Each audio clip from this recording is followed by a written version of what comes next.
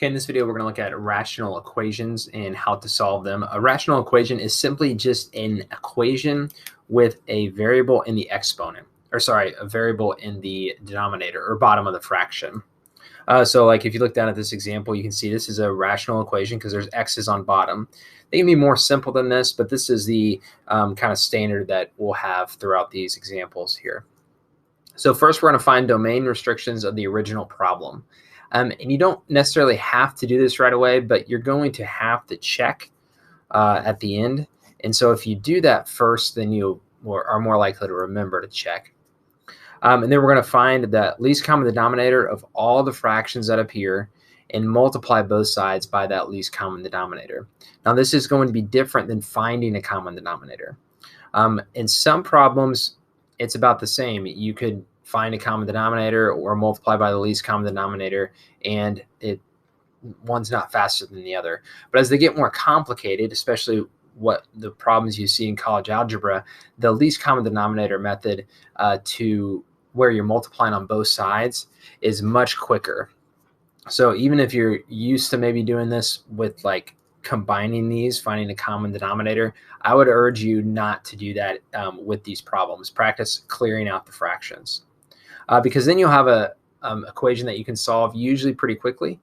And then you'll have to check your work with the domain restrictions to make sure the answers are actually real answers and not extraneous solutions. Okay, let's go through an example. The first thing we need to do is factor everything. And here I can take out a 2.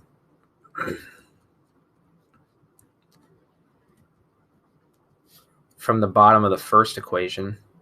And now I'm looking for a least common denominator. And so I'm just going to look for missing pieces. And so I'm going to write that up here.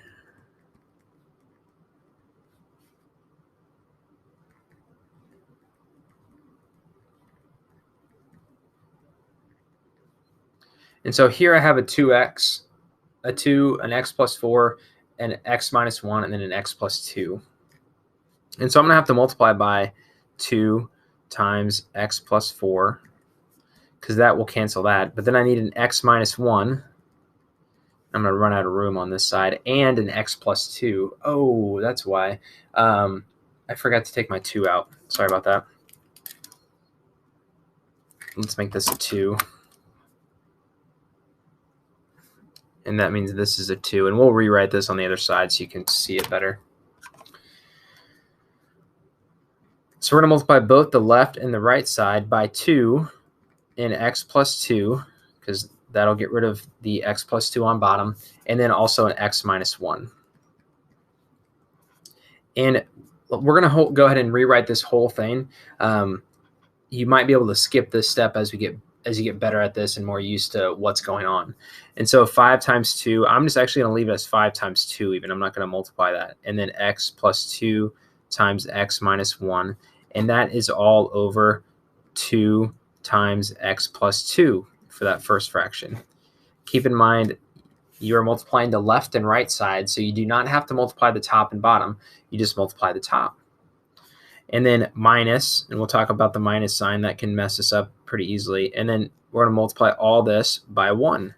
So that's just 2 times x plus 2 times x minus 1 over x minus 1. And then it's equal to 3 times 2 times x plus 2 times x minus 1 all over x plus 2. So take a minute, pause the video, make sure you see where all of this is coming from. And then what happens is you can reduce. So those x plus 2's cancel, the x minus 1's cancel, the x plus 2's cancel, and then these 2's here cancel. And so look what happened on bottom. All the fractions are gone. And that's what should happen if you pick the correct least common denominator. And then you're left with 5 times x minus 1 minus 2 times x plus 2 is equal to, we'll go ahead and multiply that, 6 times x minus 1. And now you just have an equation that you can solve using methods that you've learned in this class or other classes or from wherever. And so distribute everything And go ahead and pause the video and try to solve this on your own. That'd be good practice. And so we're down to 5x minus 5 minus 2x minus 4 is equal to 6x minus 6. And then I'm going to move this over here. When we combine like terms, we get 3x and then minus 9 is equal to 6x minus 6. And let's move the 6 over here to get negative 3. Let's subtract 3x on both sides to get 3x, and then divide by 3 to get x is equal to negative 1. And then the last thing you want to do is make sure that answer fits with the original question. And you could plug it in everywhere and see if the left side is equal to the right side. And on a test or quiz, it's probably smart to make sure you didn't make a mistake. Like this mistake I made would have come back to haunt me if I didn't catch it. Or you can just, to make sure, just make sure it works in the bottom of the fraction. Remember, you can't divide by 0. So if you plug in negative 1 here, it's not 0. Plug in negative 1 here, it's negative 2, not 0. Plug in negative 1 here, it's 1, which is not 0. And so that's good. It's not an extraneous solution.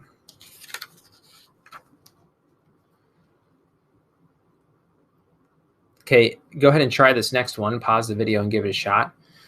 First, you need to factor everything. So that's just the bottom of the fraction on the right side is what needs factored.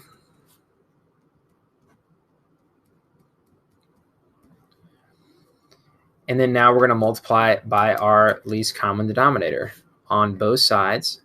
And I have an x minus 6, so that's going to go up there. You don't necessarily have to write it on the left and right, but a lot of times that helps. And then an x. And remember, it's over 1, and I would put it over 1 as you're learning this, so you remember to only multiply the top. And then we're going to try to cancel as we go. So on this first fraction, the x minus 6 will cancel, and that'll leave me with x times x minus 2. On the second fraction, the x will cancel, and that leaves me with 4 times x minus 6. And then on the right side, the x cancels and the x minus 6, so that just leaves me with 24. Now take a moment, pause the video, and try to solve the rest of this on your own. Okay, let's distribute, and we get x squared minus 2x minus 4x plus 24 is equal to 24. And then we'll do a couple steps in one here. We're going to subtract 24 from both sides. That's going to give me 0, and then combine like terms. So x squared minus 6x is equal to 24. Oops, sorry, is equal to 0. I said it, and then I didn't do it. And then I'm going to move this up here. I can take out, this is a quadratic equation you can solve by factoring. So I can take an x and get x minus 6. And then set both of those equal to 0 to get x is equal to 0 and x is equal to 6. However, we have to make sure we check with our original question. We had some domain problems. X can't be 0 because that would make the bottom of the fraction 0. And x can't be 6, and we didn't write those down. I usually forget to write them down at the beginning. But that's what we got. That's the only time that the equation looks true. And it looks true because really you just solved the top of the equation. You didn't account for the bottom. That's why you always have to check your work. And so this is no solution if you want to use the empty set for that, or you can say, actually write out no solution.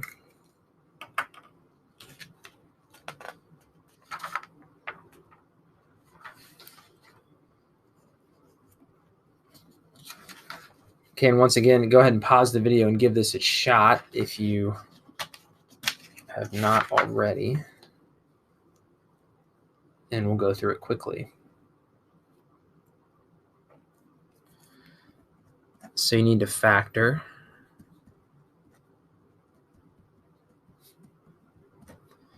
And that factors to x plus 4 and x plus 1, which is nice because that gives us this greatest common factor. I'm just going to write it, or sorry, the least common denominator of x plus 4 and x plus 1, because that's everything on bottom of the fractions. We're going to multiply the whole thing left and right by that and cancel as we can. So here the x plus 4 and x plus 4 is cancel. So that's x times x plus 1 for the first one.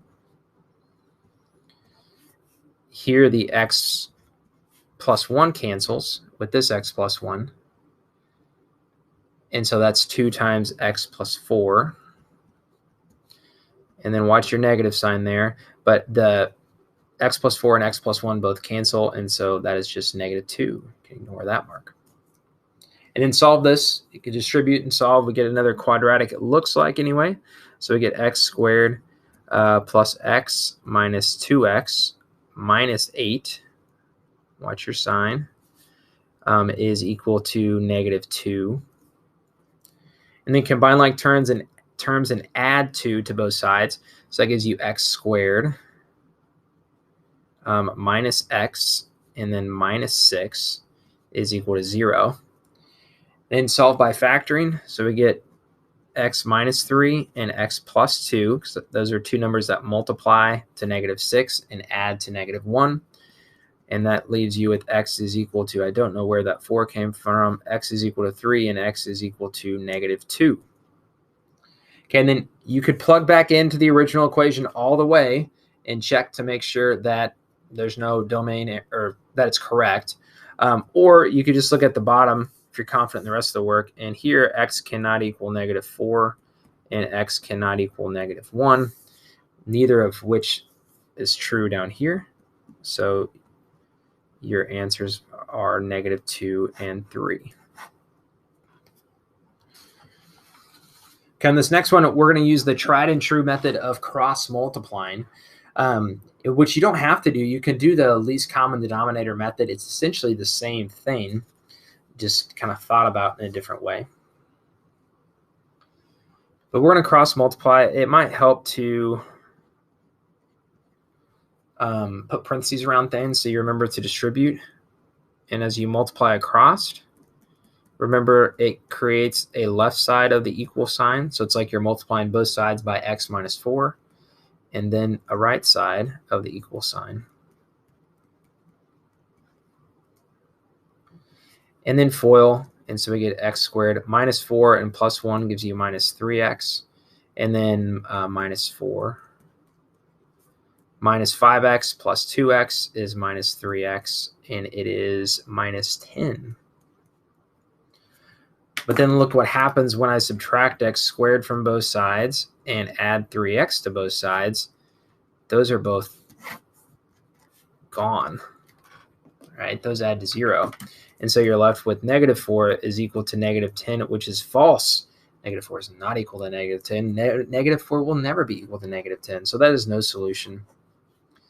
If you want to write the empty set, because there are no solutions in the set, that's fantastic. Or you can just say no solution.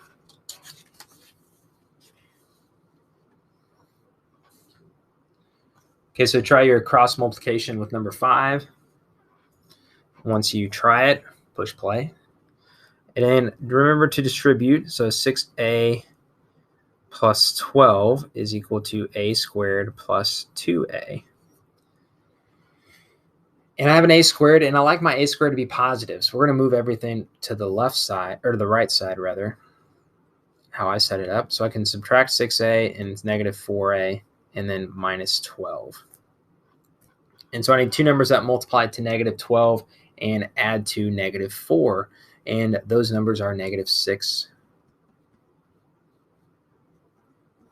and positive 2. And so a is equal to 6, or a is equal to negative 2. And we look up here and say, well, wait a minute, a can't be negative 2, because that would make this equation undefined. It would be negative 2 over 0 and 6 over 0, which is just can't, it's undefined. So we got to throw out negative 2. So we throw that out, and we just say a is equal to 6. If you want to check your work, you could plug in 6 over 8 is equal to 6 over 8, which is true. And checking your work, especially when you take a quiz or test, is always a good idea, unless you're in like a timed situation where you need to work quickly. Sometimes you should skip it. Okay, number 6 says the ratio of pickups to cars, and I'll probably end up saying trucks to cars. I'm just going to write in trucks, is 2 to 3.